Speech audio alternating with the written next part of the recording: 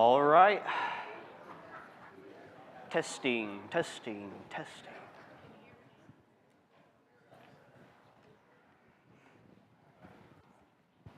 We are in Philippians chapter 1, and today, hopefully, we'll be going from verse 12 all the way to verse 18. We'll see.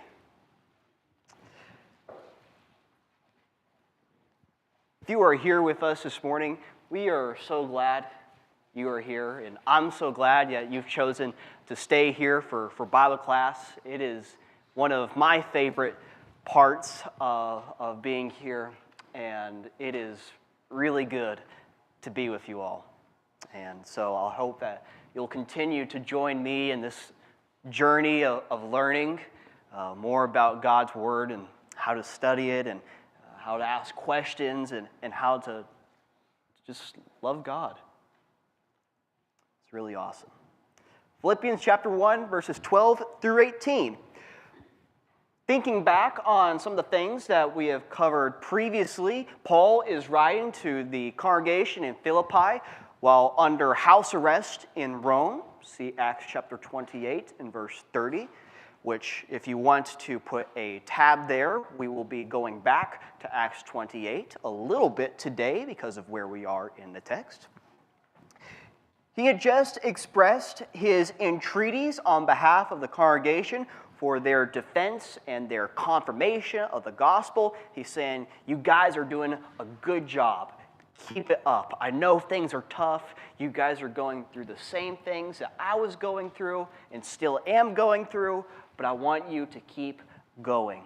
And we saw his prayer for the congregation, his desire to be with the congregation.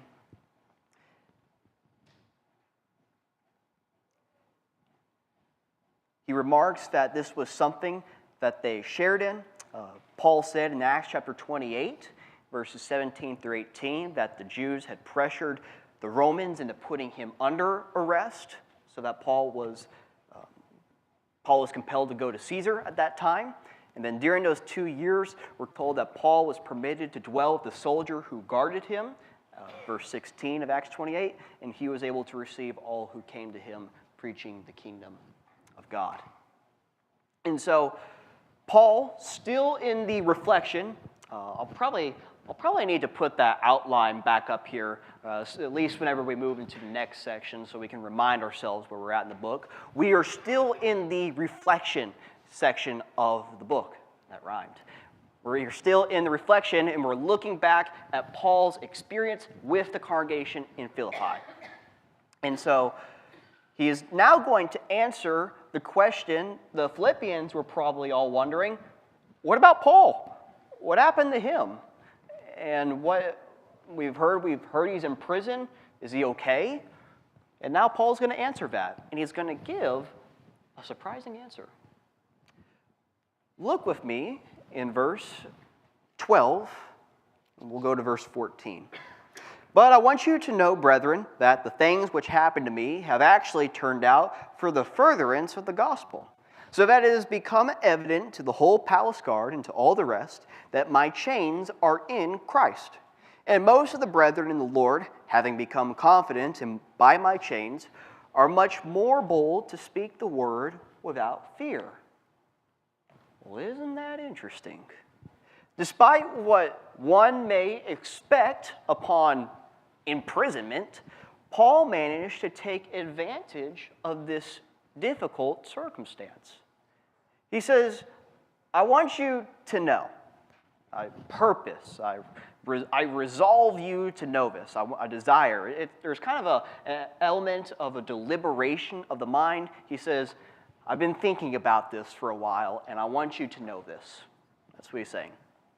The things which have happened to me, literally the things which have happened against me, this is what's going on,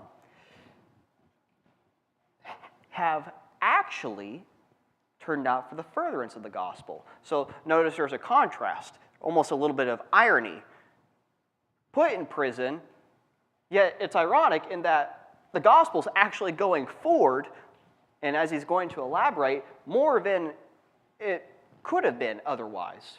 Or not to say that Paul could have done other things, but it's doing remarkably well considering his circumstance. It says is for the furtherance. Really interesting word here. It's a combination of the words for before and to chop. You know, like with like an axe, like chopping a tree. So before to chop. What is that talking about? Well, the image is of pioneers cutting a path before an army so that they could advance with ease. You think about like the idea of clearing a path or you put down a road. It's actually a military term. And why is that important in the congregation to Philippi?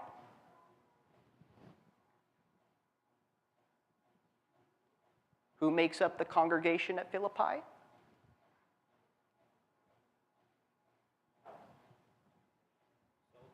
Soldiers, thank you. Retired Roman soldiers. So yeah, it's a military term, and you're going to see a couple military terms as we go throughout the book of Philippians, something that's rather unique to the book. And so, another interesting thing, the opposite of this word you'll see in some other places like Galatians 5:7 and I think 1 Peter 3:7, which is to cut into, or to throw obstacles in the way. It's the word that's translated hinder. So you think about like a log or something falling in the middle of the road. Well, you can't exactly go forward anymore because now your path is obstructed. So that would be the opposite. But instead, the way was made clear for the gospel. And there's that irony. And notice, he's going to both begin and end this section with the gospel going forward. 12, the furtherance of the gospel, and look all the way down in verse 18, he's going to say, what then? Only that in every way, whether in pretense or in truth, Christ is preached. And so that's kind of the bookends to this particular subject, or this particular section. Christ is preached. The gospel is going forth. Look back in verse 13, so that it has become evident to the whole palace guard. Now, the word there is praetorium. And the thing about it is the word praetorium, depending on the context, can mean several different things. And so we have to ask ourselves the question, what does the word mean? And this is important because it also contributes to what the background of the book may be, and whether we can assuredly say that Paul is writing this from Rome, because I briefly mentioned in the introduction, there are some other options as to where Paul could have written this and when he could have written this, one of which would have been in Caesarea, while under Herod's palace. There's another time that they claim maybe he was imprisoned while he was in Ephesus. Some claim that. We'll look at some of the arguments a little more in just a second. But I do still think the arguments are strongest for the Acts 28 2 years while in Rome. So what could this word mean? Well, here's just some of the options. It could be the Praetorian Guard. It's the traditional argument. The Praetorium referring to, well, we'll talk about what the soldiers mean in a second. It could be the residence of a Roman governor, which those who favor Paul writing from Caesarea, that's the way they lean. It could be the imperial court, which works well with what is said at the end of Philippians in chapter 4, verse 22, when Paul says, those from Caesar's house greet you. That's possible, but at the same time, option one, the Praetorian Guard, if he is in Rome, that also works. And then there are some who suggest that it could be a form of autonomy for the legal military establishment tied to Paul's trial, so kind of a broader term. Well, at least from the research that I've done, many prefer the first, that is the Praetorian Guard, because the phrase whole Praetorium fits better with soldiers than with a building. Makes more sense to point out the whole or the all of it if we're talking about people rather than the building, and that's kind of a linguistic. It agrees with the origin in Rome, and it works with 422, and there are other evidences within the book that would support that, which we'll work through as well. And so it doesn't really matter. It's more of an understanding of what could be going through Paul's mind as we're looking through the book. The most important thing is that he's imprisoned at this time. And especially when we get to the next section, he's going to talk about the reality that it's very possible that he's about to either continue living to do God's work or he's about to die. One of the two is going to happen. And so that's something to keep in mind. But I do think the Praetorian Guard is probably the most consistent. Well, who is the Praetorian Guard? Well, they're the emperor's elite bodyguards, free Italian soldiers who got double pay and special privileges. These are special soldiers, and they were around 10,000 in number, served anywhere from 12 to 16 years. And it seems that if Paul is under house arrest, Acts 28:30 says he lived in his own rented house, that it also says he received all who came to him. So it's likely that they were on some form of rotation in which he got to see all these different soldiers. And I'm not saying all 10,000 of them, that's a lot, but I'm saying he got to see a number of them individually, despite his restricted circumstance. And then he says, not only to the whole praetorium, but also to all the rest. Okay, so not just the guards, but also to everybody else within the surrounding area. That my chains are in Christ. The reason for Paul's imprisonment was not hidden. Rather, everyone knew exactly why Paul was imprisoned. He was put in prison, and as he'll remark in 28, unjustly so. In fact, even the Romans didn't really want to put him in prison. It was the Jews who were having a hard time and said, hey, he needs to be put in jail. So they did it to satisfy them. It wasn't hidden. It was made known. He was put in prison for Christ. That's the reason. And it's evident that there's some hyperbole being used with the whole here. And then in verse 14, he goes on to say, and most of the brethren in the Lord, having become confident by my chains, are much more bold to speak the word without fear. Now he says, and most, which implies that there were some who were not persuaded. We're going to talk about those in just a second. Having become confident, which actually is the same word back from chapter 1 and verse 6, which we talked about last week. That word,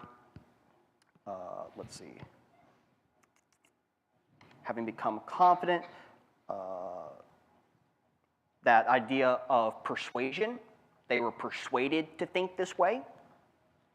And then much more, also a word we've previously covered, the one from verse 9, where he says, I want you to abound still more and more in knowledge and discernment. That idea of abundantly fill, past the marker which exceeds fullness. Same idea here. Much more. Bold to speak the word without fear.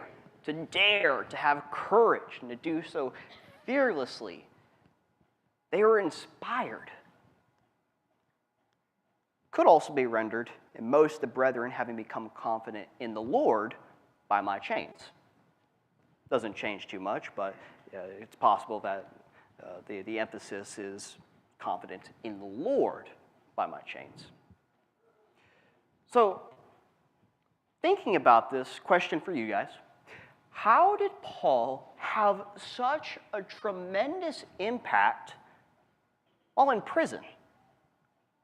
How is that even possible?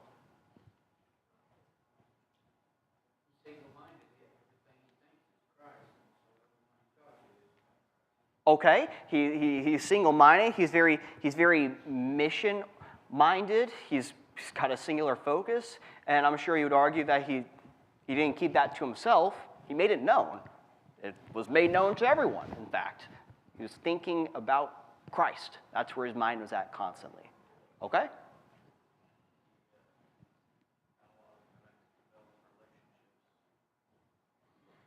Sure, yeah, he got to, if you're in prison, what else are you going to do, really? Well, I guess you could write. That's what he did. But you get a lot of time to start talking with people, and he had relationships with people. Acts 28:30 says he received all who came to him.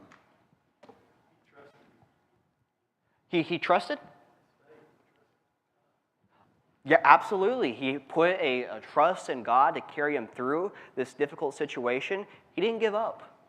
And what's interesting about the fact that he didn't give up is that inspired others to not give up too, to work in spite of obstacles. And so God was able to use Paul's condition to reach people that he otherwise may have never been able to reach. And it took him being in prison for him to accomplish that. And I say that to say this. We can do great things for God's kingdom, whatever circumstance we find ourselves in. You may not be a preacher, but each of you individually have access to people that I or Dan will never have access to. We'll never get to know that person. But that's a special connection that you have because that's your situation, and vice versa with us. You may face a different set of challenges than I do. But when you persevere through those challenges, you become an inspiration to those dealing with those same challenges. Think about those who have overcome illness, loss, relocation, addiction, any trial you could think of. If you've been able to overcome that, you are put in a unique situation where you are able to encourage people who are in that same situation. So I want you to just self-reflect for a minute. Take a moment to consider your personal situation. Is there someone you know where you may be the only New Testament Christian they have contact with? You got that person in your head? Is there a brother or sister who you know is struggling with a situation that you've also struggled with, yet you were able to overcome that? Maybe that's an encouragement you can give to them. This is how I overcame that situation. I know it's a tough time.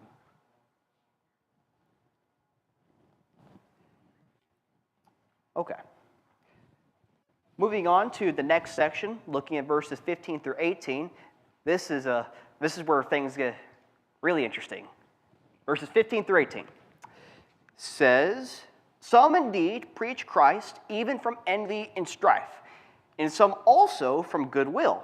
The former preach Christ from selfish ambition, not sincerely, supposing to add affliction to my chains, but the latter out of love, knowing that I am appointed for the defense of the gospel. What then? Only that in every way, whether in pretense or in truth, Christ is preached. And in this I rejoice, yes, and will rejoice." Now, need to put a little disclaimer on this section going into it. This is a section that needs to be examined carefully. Else we come to a wrong interpretation of what Paul is rejoicing about. And so, I'm going to take you guys with me through the process of breaking down the passage and asking some important questions about it. Okay? First question. What is the main theme of this section? What is the thing that is talked about in these verses above all else? Thank you. Christ being preached. That is what we're surrounding. So everything we see here has to be in view of the different we'll get to that. Yes, Christ being preached. And when you look at preached, I was sitting down in my chair when I was studying this, and this is just the kind of thing that gets me excited. I don't know why it does, but when I was doing research for this, I saw that the words for preach were different in verses 15 and 16, and that's the same one in 16 and 18, and I almost fell out of my chair because I was like, this is awesome. There's no way you'd be able to tell that. That's awesome. That's just what gets me. I'm sorry. Okay. Verse 15, it's the word keruso. And this is the herald that goes through the streets, the herald that gets an order from the king. And I remember Dan Winkler giving an illustration with this, where the herald is going from the streets and he's saying, hear ye, thus saith the king. That's the illustration that's brought here. The focus is on the message and the authority that comes with the message. This is a message that points back to the king. That's what he's saying. But then, in verses 16 and 18, it's the word kata angela. Oh. The word message and then down or throughout. And so literally it's the proclamation that is spread abroad and publicly declared. The focus is on the dispersion of the message, the dissemination of the message, how far it's gone out. Now, these two words are almost synonyms, but the fact that Paul switches them is noteworthy. And it's, in all honesty, it's likely just a shade of difference to capture both aspects of preaching. But if you conclude the word to speak that we saw in verse 14, then now you have an emphasis on the utterance as well. So, hypothetically, you put all three together, you get a focus on the utterance of the message, the audience of the message, and the message itself, and the authority behind the message.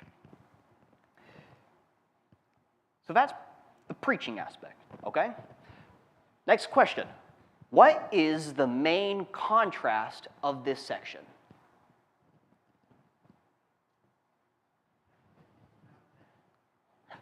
I'm sorry? Good can come out of bad? Okay, so looking at verses 12 through 14, we definitely see the idea that despite the terrible circumstance that Paul was put in, good things can still come out of that. What is in this section, verses 15 through 18, what are the two things that Paul is contrasting? Okay, love and selfish ambition. And we may say even more specifically, the kind of people who preach the gospel out of love and the kind of people who preach the gospel out of selfish ambition. So if you wanted to make this simple, we got ourselves a football game here. We got team envy and strife versus team goodwill. So let's examine the roster. What is team envy and strife known for? What are their characteristics? Well, first we see envy, jealousy. It is a pain felt, conceived at the sight of excellence and happiness. They're envious of something. What are they envious of?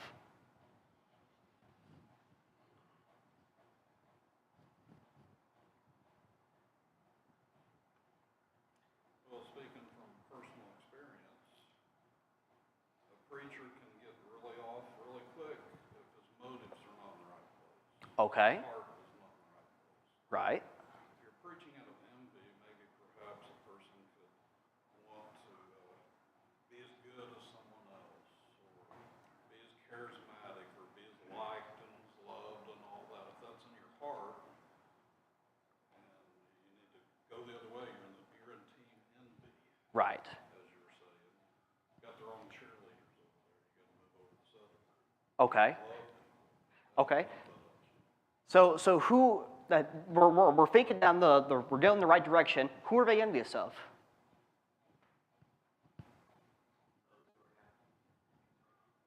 Those who are happy and content. Okay. What did we just read about in verses 12 through 14?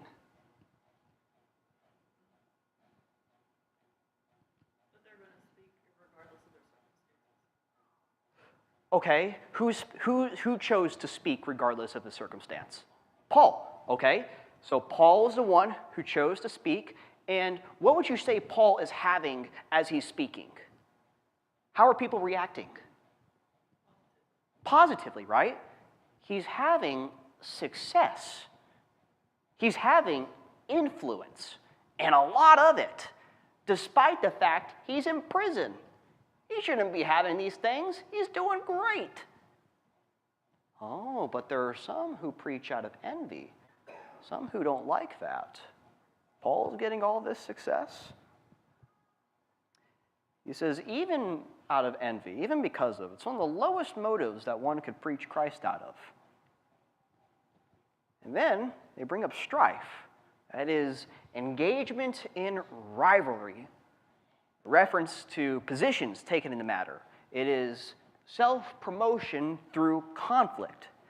Think if there were two armies fighting on the same side, but instead of working together, one of the battalions is so hyper-competitive that they spend all their time just trying to beat the other battalion.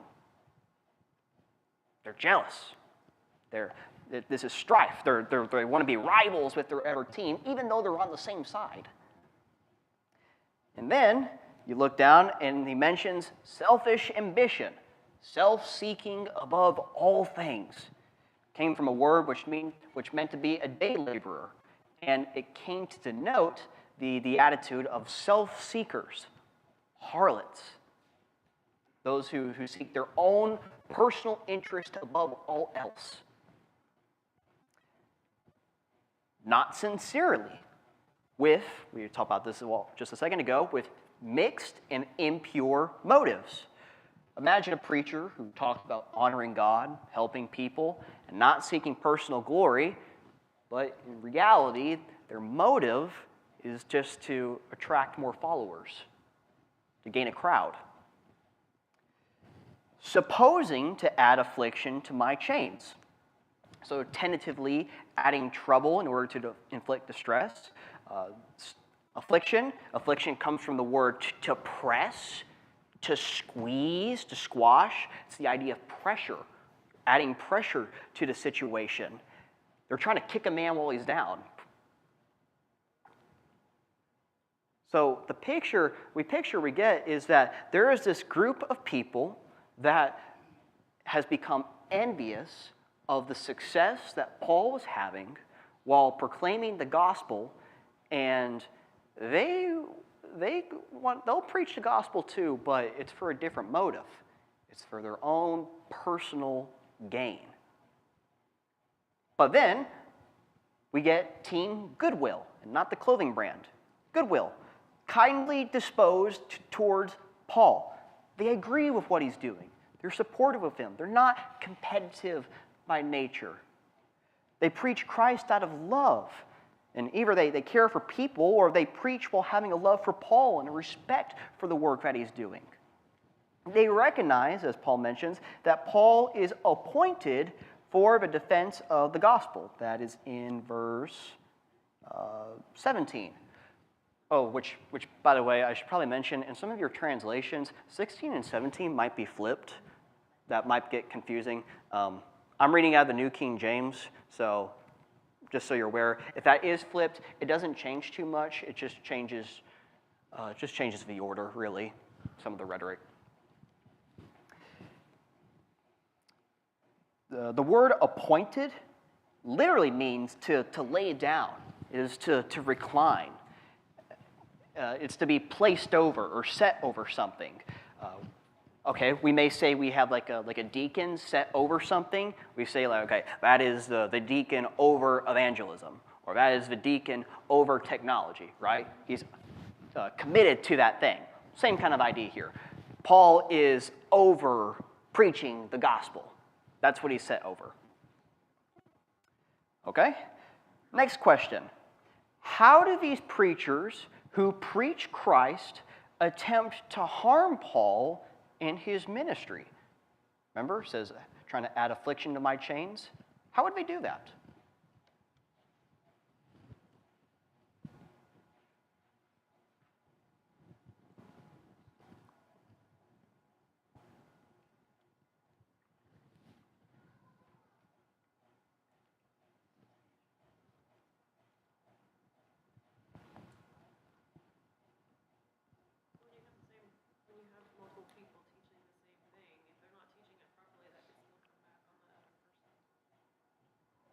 Okay. So kind of guilty by some. Okay. It does make sense. I don't necessarily think that's what we're talking about because of the way the contrast is made, and we'll get to that in just a second. But there is something there. Whenever a person preaches, depending on the way they do it, and depending on who's listening, there may be unintended consequences for other preachers.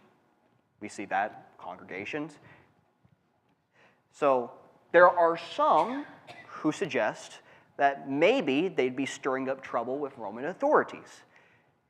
It could, if these preachers made Christianity more visible in Rome with aggressive preaching, well, it could attract the suspicion of some Roman officials, possibly worsening Paul's legal case, because he's still in prison and he's still got to go on trial before he can really get out, which next section we're talking about, he's either going to get out or he's not. He's going to die. And so if other preachers preach the gospel so aggressively, then he may be discredited if his trial goes bad.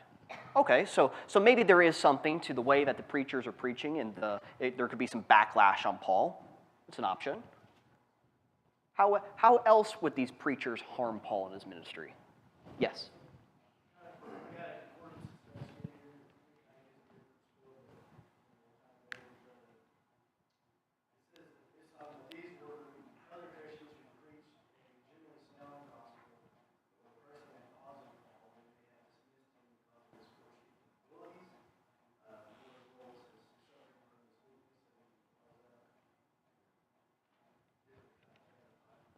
Okay, so maybe they're trying to assert some. Okay, maybe they're trying to assert some level of dominance over Paul. Paul was weak. We could do it better, maybe. Okay, which I think that's fair. Maybe there's an element of personal jealousy, trying to outshine Paul. So that's actually what's doing reading on like what the church fathers thought about this situation. That's kind of where they were at. They said they were motivated by jealousy, and that they could have been trying to out-preach Paul while he couldn't defend himself because he's in prison. Okay, just so we make sure to, I do have some more questions I want to get through. Some of the other options is that they could be trying to steal followers or the influence that Paul was having even while imprisoned. It could make him look weak or even sidelined. It could even suggest that God's favor has moved away from Paul and towards these other preachers. They're trying to undermine his reputation, which has been humiliating him. It's also possible that they're seeking just to create division. And while I'm not entirely sure that's the point here, it is definitely something that Paul's going to address later in the letter when we talk about the potential smaller amounts of division that they were having in the congregation. So there's a number of different options. I can't say that you can limit it to one or another, but what we do know is that they were trying to make life difficult for Paul through their preaching of the gospel. Okay? Now looking down to verse 18, what is Paul's reaction to these two groups preaching?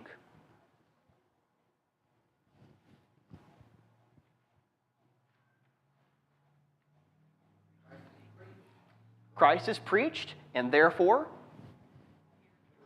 I will rejoice. Yeah, he's joyous about it. It doesn't matter. Christ is being preached. He says, what then? Such being the case, how does it affect me? How do I personally resolve this problem? Only that, okay, what are my feelings about it? Only that I rejoice in Christ being preached. Whether out of pretense, which is like a falsely alleged motive. The noun literally means before and appear. It is an outward show of appearance in order to cover up one's real intent, what we may call an excuse. What is said in defense of a particular action without real justification.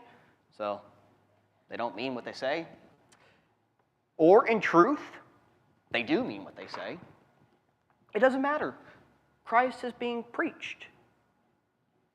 Now, there's some interesting implications about that. Okay, thinking about the section, here's the main distinction we need to make sure we're understanding it right. Does this mean we should rejoice in denominational teaching if it means people are learning about Jesus?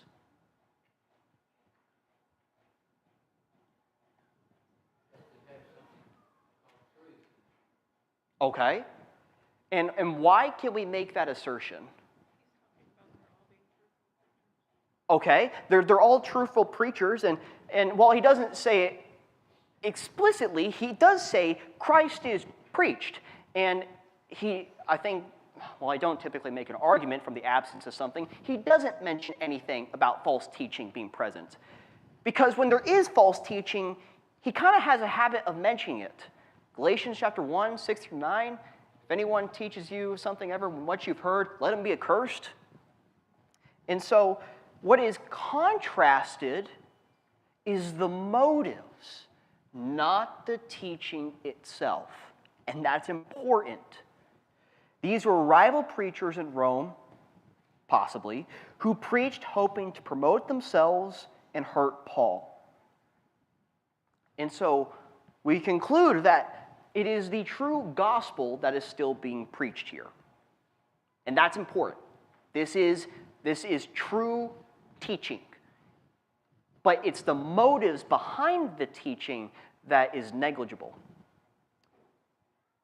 So then, If a preacher preaches with the wrong motives, eventually he's going to have the wrong message because it'll be about him instead of about Christ.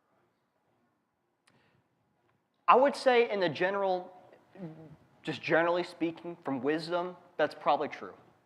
At some point, after these preachers preach a while, the message is likely going to be distorted. That is true. But in this particular scenario, it seems that maybe it's early on enough. Keep in mind, Paul was only in prison for 2 years, so they couldn't have been doing it that long.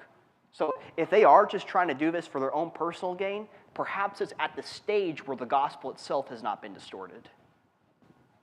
Just something to think about. Okay. Last question. How does Paul redefine success in ministry?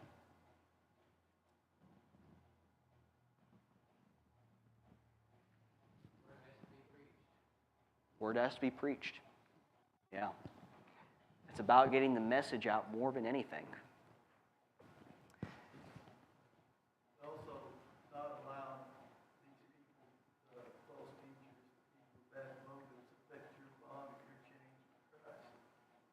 They're not affecting his bond. Yeah. Yeah, absolutely. Just whether that's good. Yeah. Give me 1 second. I'll get to that. Yeah, that's good. Paul defied the expectations of being hurt and instead rejoiced in the very fact that more people were getting to hear about Jesus through his condition. We have to look past the personalities that seek to offend us and focus more on the content that people are receiving. If another congregation Okay, how do I say this? Say, okay, in 2 months from now, we are having a gospel meeting, which, by the way, everybody should put that on their calendar. It's going to be really awesome. I got to talk to Keating about it, and I've already got the list of what he's talking about. It's going to be great. But in 2 months, we're having a gospel meeting. And say you get a lot of people coming over here, but yet somehow, because of some reason, another congregation ends up gaining more members. They end up somehow taking the membership from what we had learned here, and somehow they end up getting all the increase, even though we were the ones who did the work, hypothetically. That's still an occasion for rejoicing, because it's not about It's not about how much we grow at that point. It's about how much the kingdom grows at that point. The gospel was still put forth. Okay? Say you put all this work into a devotional or a material, you put it online, then someone else's TikTok blows up, or their Instagram reel, or whatever it may be, and they get all the attention. Well, if that's the true gospel, that's still something to rejoice in, even if it's to your detriment. By way of Paul's acknowledgement that one can be a gospel preacher but have the wrong motive about it, we do need to be seriously introspective to make sure we're preaching the gospel for the right reasons. Because it is possible to be teaching other people the gospel for the wrong reasons. And then, finally, we need to trust that God can use imperfect vessels. I had a discussion just earlier about the seed being planted and how God can use circumstances even through flawed individuals. Well, that's what he's doing here. The gospel can still be delivered even if people are doing it from the wrong intent. Which, by the way, this whole section is not justifying being able to preach the gospel for self-gain. That's not what he's saying at all.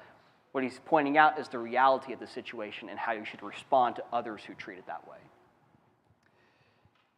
Okay. Paul informs the Philippians of the surprising benefits of his imprisonment. He had gained access to people he otherwise would not have. He inspired people through his unique circumstances. He recognized the reality of preaching from good and bad motives, and he teaches us to rejoice in the message taught above all things. I thank you so much for your patience this morning. We are going to be looking likely at verses 19 through 26 next week. Maybe. We'll see. It's a lot, but I'm looking forward to it. As of now, you are dismissed. Thank you so much for being here.